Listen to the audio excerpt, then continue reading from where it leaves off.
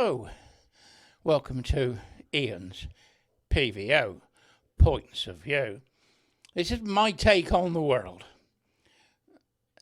I normally write, but lots of people say, oh, here he goes again. He's off on one. Well, I think most people are now going to agree with me. Starmer is the worst Prime Minister I have ever seen. I've been through Wilson, Ted Heath, Boris, May. Liz Truss was trying to do the right thing and they got rid of her. But Starmer, wow. He's a joke, isn't he? America is going out to the Gulf. They got aircraft carriers and battleships, and they're supplying their forward bases in Saudi Arabia and Israel.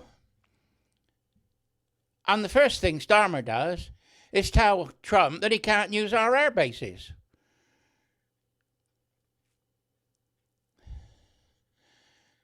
How dumb can you get?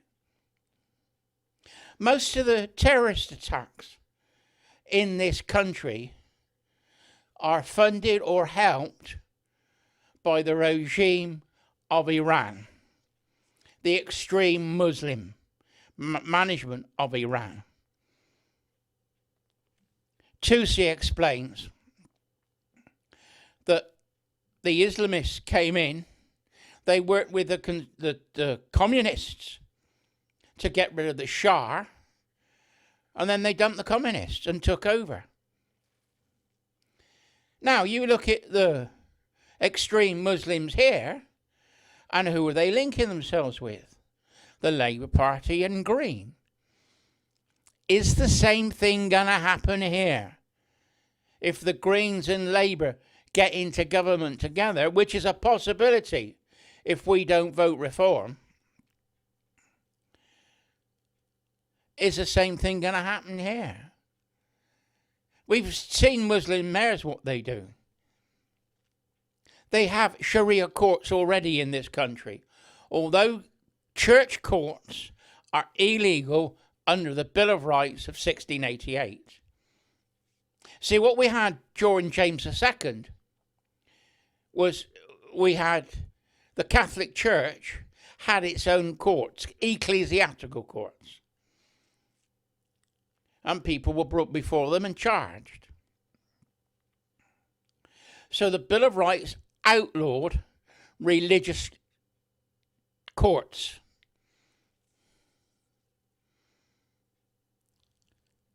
A Sharia court is a religious court. It is illegal in this country. Full stop. Read the Bill of Rights. I urge everybody to read the Bill of Rights. The first section is everything that James II did wrong. The second section explains what rights they're giving us. The Bill of Rights took the power away from the king, because James II said he had the divine right of kings and to do what he liked.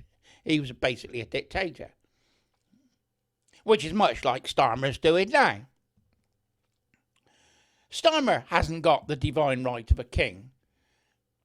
They say the argument they use is they're using the royal prerogative.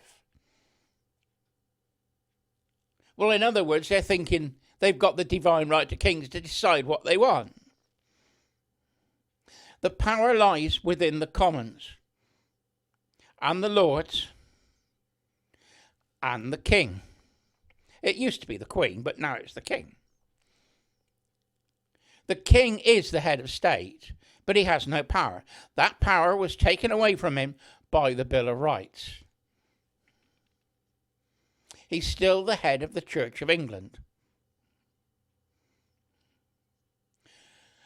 There is a Privy Council made up of senior politicians.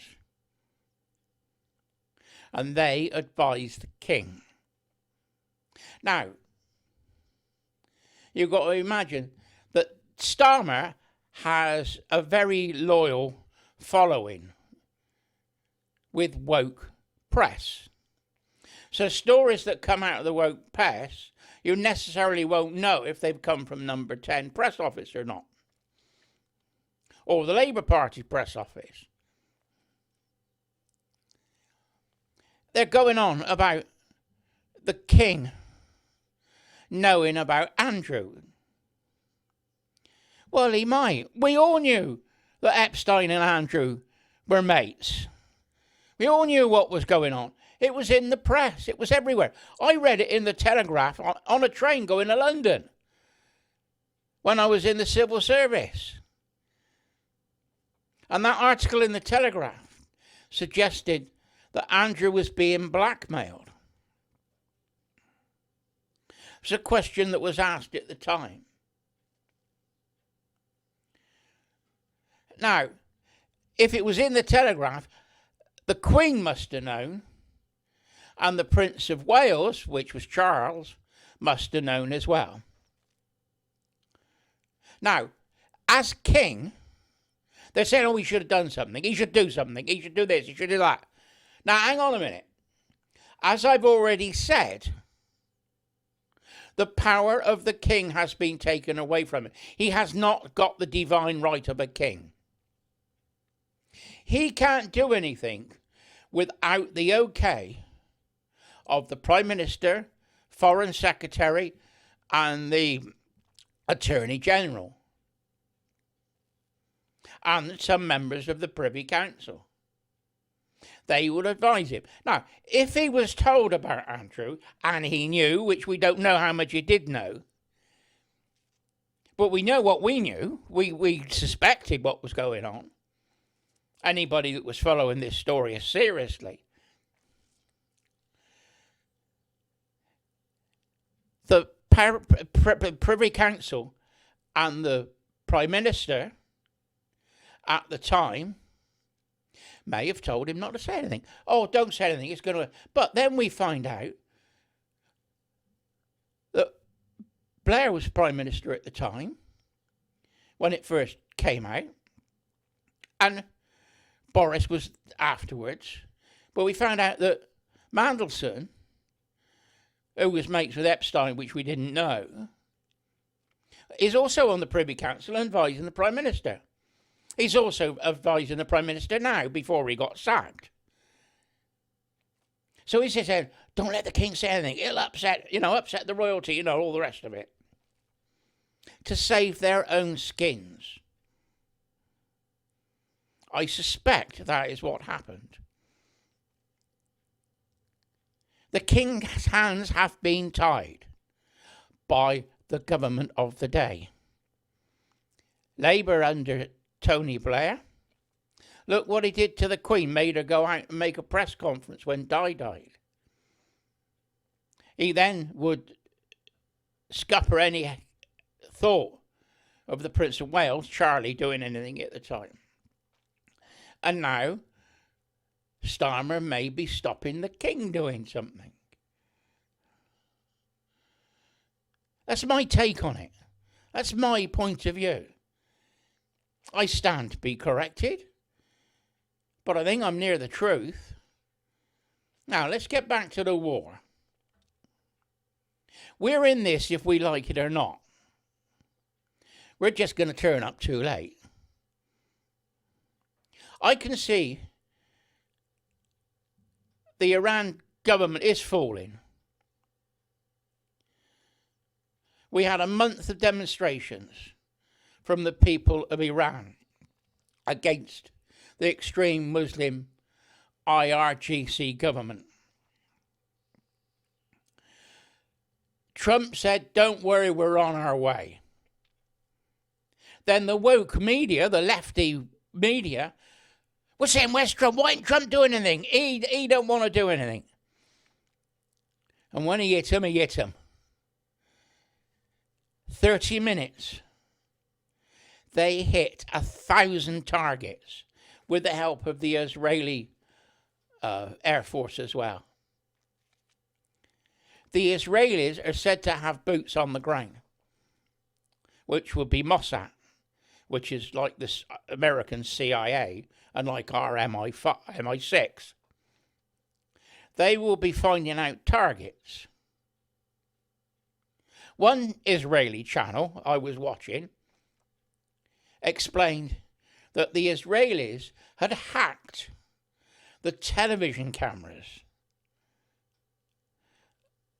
the traffic television cameras, the CCTV, for traffic flow in the towns.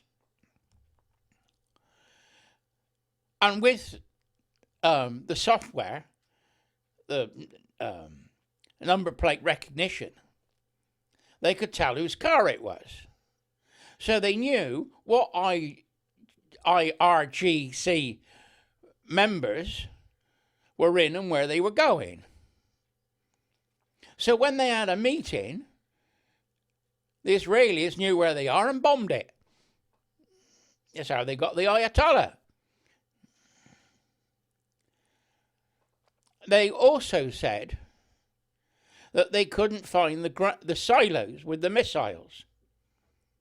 They also said, I don't know if this is true, but this is the report that was out, is that the Israelis had hacked the missile computers.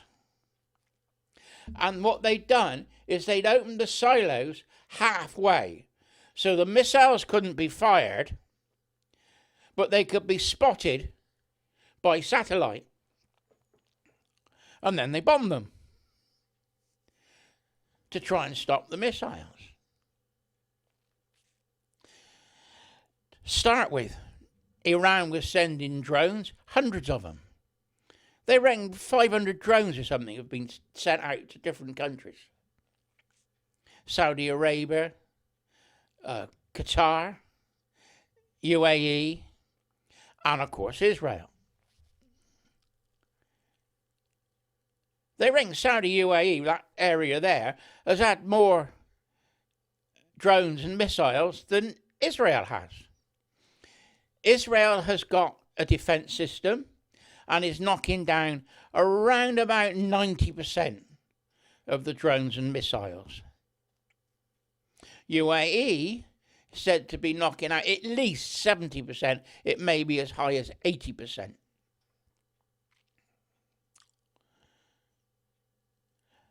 The IRGC came out and said, we're sorry, we've sent missiles to our neighbours. We didn't really mean to do that. And then the next day they sent drones and missiles. There's no command structure there anymore. They're just running as they want to. Starmer, on the other hand, says we'll send one of our destroyers down to our island, Cyprus, because Cyprus got hit by a drone. We got two ships, Duncan and Dragon. Duncan is going to take too long to repair before it goes down there, so it's Dragon that's going. But they've still got to do the repairs on it. And the guys that do the repairs at the dock, that got to do some welding or something on it, only work 9 till 5. It's a war. They ought to be working overtime. They ought to be working weekends. Oh no, Monday to Friday, 9 till 5, that's all we work now. Because they've got an agreement with the unions under the Labour government. Starmer's cooked himself. And cooking us. And putting our people at risk. That's the real crunch of all this. Starmer is putting our people at risk. The decisions aren't being made by Parliament, they're being made by Starmer and his cronies. Who is he being run by? Now, we know that Miliband and Mandelson have business links with China. That's why Miliband's all in this net zero junk. Net zero is a scam. I mean, it's global warming crap. Biggest scam on the whole of the world. The world's CO2 levels are actually falling. It's round about 300 parts per million. During the time of the dinosaurs, 400 million years ago, it was 2,500, I gotta say. 2,500 parts per million. And it's been falling ever since. That's why in the Jurassic period, all the trees were so big and the plants, because they had high CO2 levels. When I worked in the greenhouses, they had a big CO2 tank out the back. And when you shut all the doors up, in sort of this time of year when it's cool, they shut the windows and shut the doors. And they pump CO2 into the greenhouse to grow the tomatoes, because the tomatoes grow bigger with CO2. So if we had more CO2 in the atmosphere, we could grow more food and feed the world. It's simple. Now, why do they want CO2 to be taxed? Why do they want to cut CO2? Well, I think they want to sell solar panels and wind turbines, which come from China. It's money. And the government are giving subsidies to companies so they make money on it, because they wouldn't make money if they didn't give them the subsidies.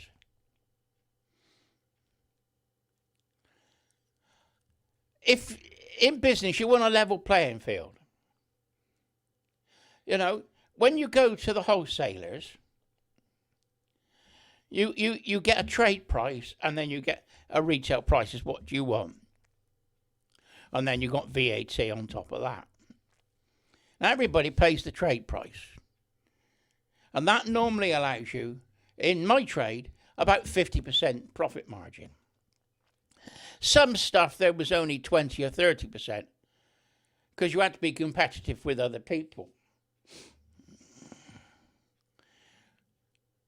But with electric, there is no level playing field. I've got solar panels on my roof, and I'm only getting 16.5 pence a unit. I'm having to pay 24 pence a unit for electric coming in.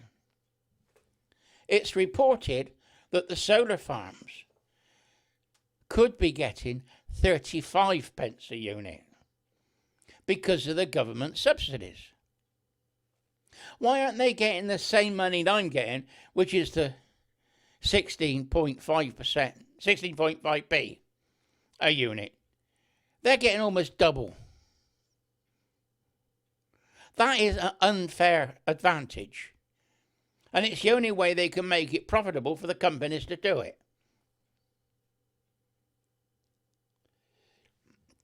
Now, let's get back to the war.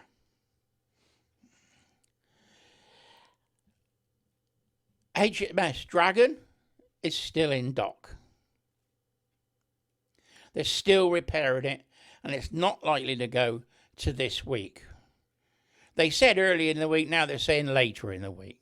It's going to take 4 or 5 days to get down to Cyprus. By then, this war could be over, mind. It's like closing the door after the horse has bolted.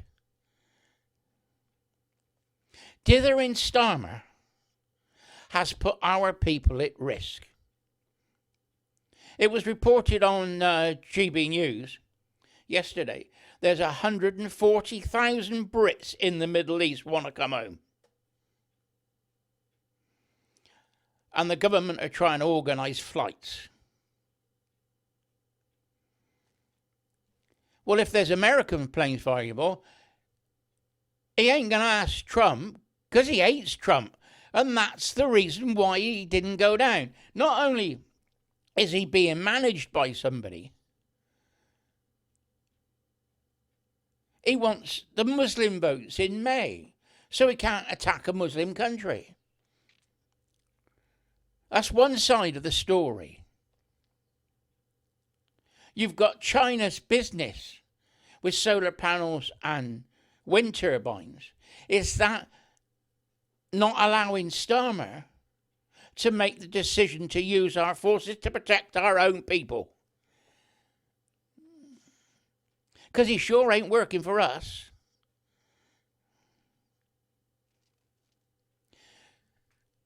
There was a commander of the IRGC appointed 2 days ago. Israel knocked him out last night. It's just unbelievable. Israel and America are working together. Turkey has said that it would come in because it's been bombed by the IR. I keep calling it the IRGC. That is the government. It's not the Iranian people. The problem we've got is the woke pro-Palestine groups in this country. They are the extreme Muslims.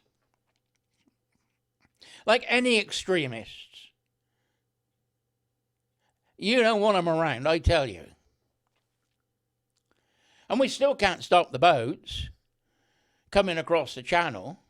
They reckon 400 to 500 a day are coming across at the moment, which my taxpayers' money is paying for them. I'd like to retire. I'm 69. When you get to my age, you forget how old you are.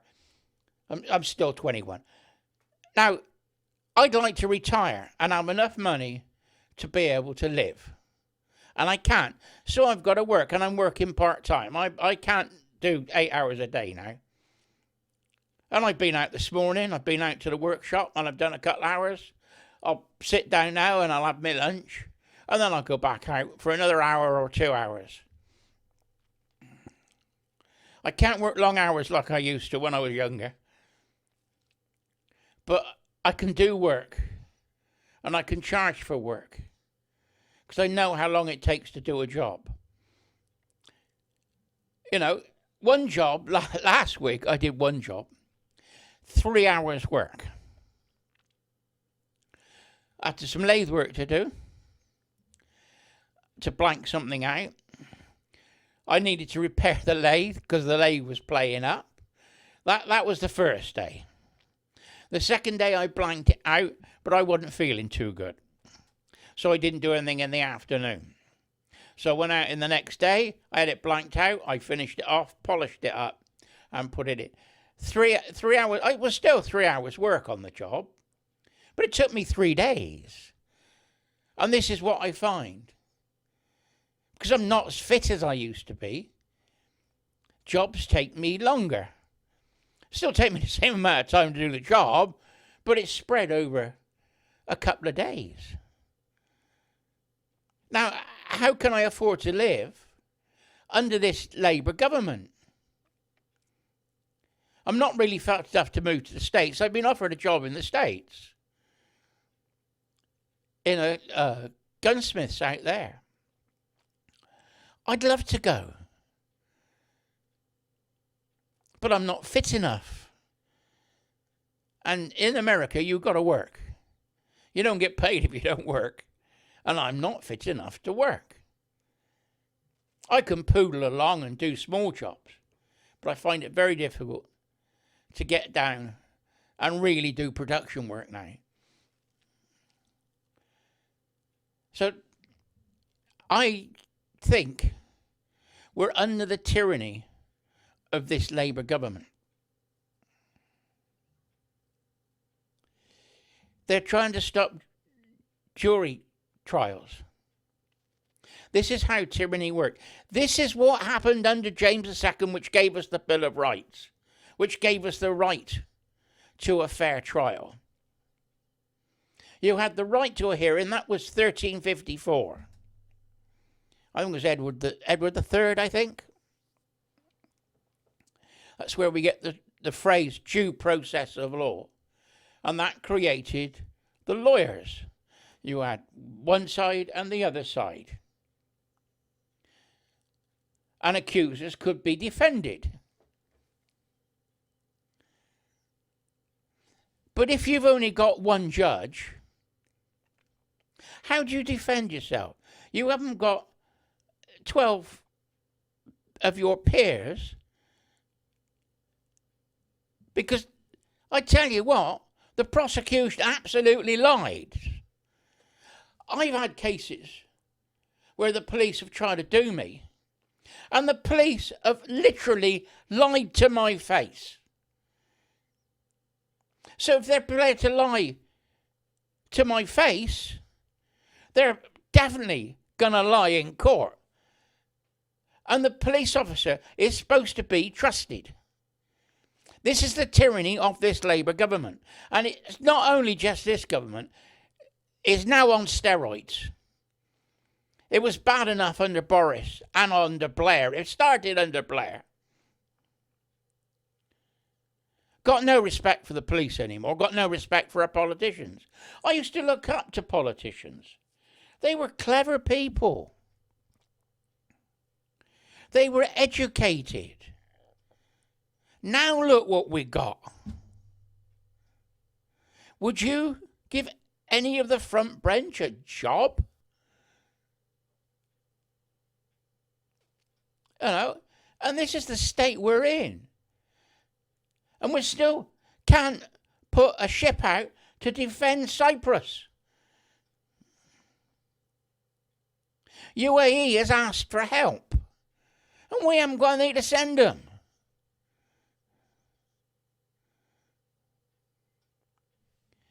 Dubai has asked for help. Dubai thinks we're a joke. Isabel Oakeshott is out there, and she's not very complimentary about Mr. Starmer at all, is she? But if you want to know more about what's going on in Iran, check out Tusi TV. He is brilliant. He's Iranian. He's come here because of the IRGC. His father was in prison for a while because he's Iranian opposition. So I think it was him and his sister and his mum came over here so they could be safe. And he explains what's happening in Iran. So check out Tusi TV. He's brilliant. And if you can, subscribe to him. Anyway, this is Ian. This is my point of view. And I've had my say. Bye-bye for now.